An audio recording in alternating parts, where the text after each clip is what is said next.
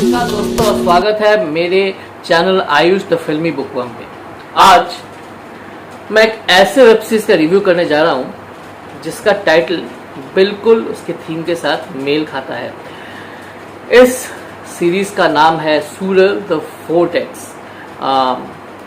ये एक Tamil web series है और मैं आपको ये बता दूं कि ये अमेजन प्राइम पे स्ट्रीम होने वाली पहली इंडियन रीजनल वेब सीरीज है। इस सीरीज के मुख्य कलाकार जो हैं वो है काठर, श्रेया रेड्डी, ऐश्वर्या राजेश और पार्थिबन। साथ ही बहुत सारे अन्य कलाकार हैं जो तमिल फिल्म के काफ़ी लोकप्रिय चेहरे हैं। इस सीरीज़ के बारे में मैं इतना ही कह सकता हूँ कि इस सीरीज़ में मुझे भौचक्का करके रख दिया था जब मैंने इस सीरीज़ को पूरा देखा था।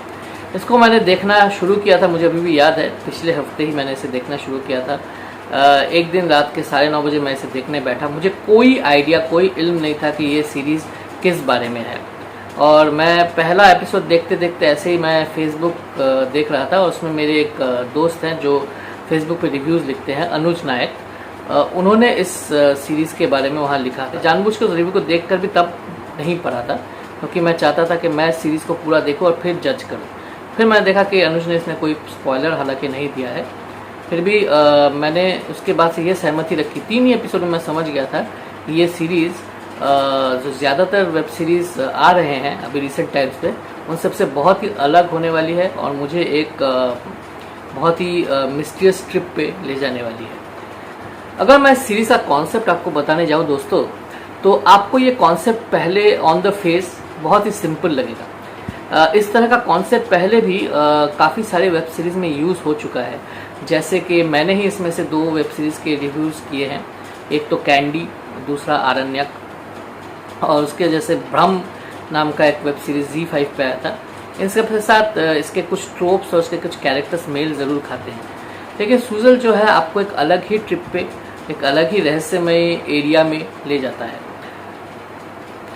सीरीज़ की कहानी कुछ इस प्रकार है कि मैन कोल्लई नाम का एक फेस्टिवल एक छोटे से शहर संबलूर में बड़े जोरों शोरों से मनाया जाता है और हर साल की तरह इस साल भी बहुत जोरों शोरों से मनाया जा रहा है। लेकिन इसके साथ ही जब पता चलता है कि एक यूनियन लीडर की छोटी बेटी गुम हो गई है तो सारा शहर परेशान सा हो जाता है। उसके साथ साथ पता चलता है कि इसके साथ बहुत से बड़े व्यक्ति भी जुड़े हो सकते हैं। तो धीरे धीरे एक के बाद एक रहस्य से पर्दा उठता जाता है और समझ में ये आता है कि संबलूर जिस तरह का शांत छोटा सा शहर दिखता है वैसा है नहीं। यहाँ पे बहुत से सरल दिखने वाले लोग भी बहुत ही पेचीदे हो सकते हैं। बहुत सी घटनाएं जो पहले इस शहर में घट चुकी है, इसके साथ इस घटना का भी कहीं ना कहीं कोई लिंक है, कोई कनेक्शन है या शायद नहीं है। उसके लिए आपको ये सीरीज़ देखनी पड़ेगी। मैं इससे ज़्यादा कोई स्पॉइलर नहीं देना चाहूँगा क्योंकि इसकी सीरीज़ की जो सबसे बड़ी स्ट्रेंथ है या सबसे बड़ी जो ट्विस्ट है इसकी कहानी में ही है। मैं सीरीज़ के दूसरे अगर पहलुओं पे बात करूं या टेक्निकल पहलुओं पे बात करूं तो इस फिल्म की सिनेमाटोग्राफी बहुत ही इम्प्रेसिव है। इस फिल्म का प्रोडक्शन डिज़ाइन टॉप नॉच है और एडिटिंग बहुत ही शार्प और स्लिक है। सिर्फ मुझे इस वेब सीरीज़ से ये शिकायत है कि बीच में 2 या 3 एपिसोड्स में कहानी काफ़ी धीमी गति की हो जाती है, एक लव स्टोरी दिखाने के चलते, जिसको इतनी डिटेल में दिखाना नहीं चाहिए था। हाँ, मैं जानता हूँ कि ये लव स्टोरी इस सीरीज़ के साथ बहुत ही गहरी तरह से जुड़ी हुई है, लेकिन फिर भी इस लव स्टोरी को इतनी ज़्यादा तवज्जो दिखाने की कोई ज़रूरत नहीं थी। एक एपिसोड में आप इस चीज़ को पूरी तरह से दिखा सकते थे। मेरे ख्याल से लगता है इम्पैक्ट उतना ही असरदार होता, लेकिन इसमें देर या 2 एपिसोड वेस्ट करने जैसी कोई बात इसमें नहीं थी। यही एक शिकायत मुझे इस सीरीज़ से रहेगी। खासकर एपिसोड 4 तो काफ़ी धीमी गति का हो गया है। अगर हम इसके एक्टिंग के पहलू पे जाए तो यहाँ पे सक्कराई एक क्या कहते हैं, थोड़ा सा बम्बलिंग है लेकिन काफ़ी बुद्धिमान, काफ़ी अक्लमंद एक एसआई के चरित्र में काठिर ने कमाल का परफॉर्मेंस दिया है। मैं जानता हूँ कि वो तमिल फिल्म इंडस्ट्री के काफ़ी बड़े और काफ़ी टैलेंटेड एक्टर्स में से गिने जाते हैं और मैंने पहली बार उनका कोई काम देखा और मैं समझ सकता हूँ क्यों इनकी परफॉर्मेंस को इतना सराहा जाता है। बहुत ही नेचुरल एक्टर हैं और उन्होंने इस चरित्र में जितने भी शेड्स हैं, एक जिम्मेदार बेटा है, एक थोड़ा नाराज़, थोड़ा फ्रस्ट्रेटेड एसआई है, एक ऐसा एम्प्लॉय है जिसका अपने बॉस के साथ एक पारिवारिक संबंध जैसा रिश्ता है, तो उसमें भी वो काफ़ी वल्नरेबल नज़र आता है। तो इतने सारे जो शेड्स हैं उसके कैरेक्टर में, एक होपलेस रोमांटिक, कंफ्यूज रोमांटिक भी उनको दिखाया गया है, तो आपको सीरीज़ देखने में पता चलेगा। तो इतने सारे जो शेड्स हैं उनके कैरेक्टर में, वो उन्होंने बखूबी निभाया है। मैं नहीं कह सकता कि कोई एक पहलू हो उनकी परफॉर्मेंस में जो मुझे अटपटा दिखा हो। बहुत ही अच्छा, बहुत ही नुआंस परफॉर्मेंस था उनका। उसके अलावा श्रेया रेड्डी ने मुझे बहुत इम्प्रेस किया है। उनका जो कैरेक्टर है बहुत ही दमदार कैरेक्टर है, बहुत एक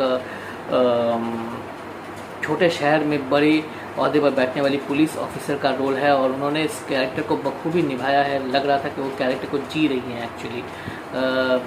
बहुत बढ़िया। रेजिना और श्रेया रेड्डी कोई अलग पर्सनैलिटी नहीं है, मुझे ऐसा लग रहा था इस सीरीज़ को देखते हुए। इसके अलावा पार्थिवन, जो कि एक नेशनल अवार्ड विनर एक्टर है, उन्होंने षणमुगम की जो भूमिका है बहुत बेहतरीन निभाई है। अब अगर आते हैं हम इसके सबसे बड़े प्लस पॉइंट्स पे, तो इसका सबसे बड़ा प्लस पॉइंट ये है कि मैंने बहुत सारे थ्रिलर सीरीज़ देखे हैं, बहुत सारे सीरियल्स देखे हैं, और मेरे अंदर एक छोटा सा घमंड था। मेरे अंदर ये घमंड था कि मैं सोचता था कि मैं किसी भी वेब सीरीज़ को देखकर, या थ्रिलर जिस जॉनरा का जो वेब सीरीज़ उसको देखकर मैं बता सकता हूँ कि ट्विस्ट कहाँ पे है, असली कल्प्रिट कौन है, किसने ये कांड किया है, तो मैं आराम से बता सकता हूँ। लेकिन ये इस वेब सीरीज़ को देखने के बाद वो मेरा जो घमंड का घड़ा था वो फट के टूट के चकनाचूर हो गया, क्योंकि मैं सेकंड लास्ट एपिसोड तक उस इंसान पे डाउट ही नहीं कर पाया जो कि इसमें कल्प्रिट है। कौन है वो ऑब्वियसली मैं आपको नहीं बताऊंगा, लेकिन मैं गारंटी दे सकता हूँ कि 70 से 80% लोग ट्विस्ट को समझ ही नहीं पाएंगे। और एक बहुत ही बड़ा प्लस पॉइंट इस सीरीज़ में है जो मुझे बहुत अच्छा लगा, ये कि एक थ्रिलर के गार्ड में they have tried to drive a social message. उन्होंने एक सामाजिक एक संदेश दिया है, और एक ऐसा सामाजिक प्रॉब्लम, एक ऐसी सामाजिक समस्या को उजागर किया है जो कि बहुत ही कॉमन है हमारे देश में, लेकिन इसको लेकर बात नहीं की जाती है। इसके साथ एक बहुत बड़ा टैबू जुड़ा हुआ है। और उसके अलावा, जैसा मैंने पहले ही रिव्यू के पहले सेक्शन में ही कहा कि मैन कोल्लई जो फेस्टिवल है बहुत ही कलरफुल, एक बहुत ही वाइब्रेंट फेस्टिवल के रूप में हमारे सामने आता है, और उसके साथ मैन कोल्लई के एक एक दिन के साथ इस केस का एक एक दिन जिस तरह से जोड़ा गया है, जिस तरह से उसको इंटरट्वाइन किया गया है, hats off to the editor and hats off to the script writer Pushkar Gayatri, जिन्होंने इससे पहले विक्रम वेदा जैसी बहुत ही बेहतरीन फिल्मों का स्क्रिप्ट लिखा है। ऑब्वियसली ब्रह्मा और जो दूसरे डायरेक्टर हैं, दोनों ने मिलकर ये सीरीज़ बनाया, उनसे भी हम क्रेडिट कैसे वापस ले सकते हैं। उन्होंने भी बहुत ही बढ़िया काम किया है डायरेक्शन में। लेकिन मुझे लगता है कि इस सीरीज़ का सबसे बड़ा जो किंग है वो इसका अनयूजुअल और इसका बहुत ही असरदार स्क्रिप्ट है।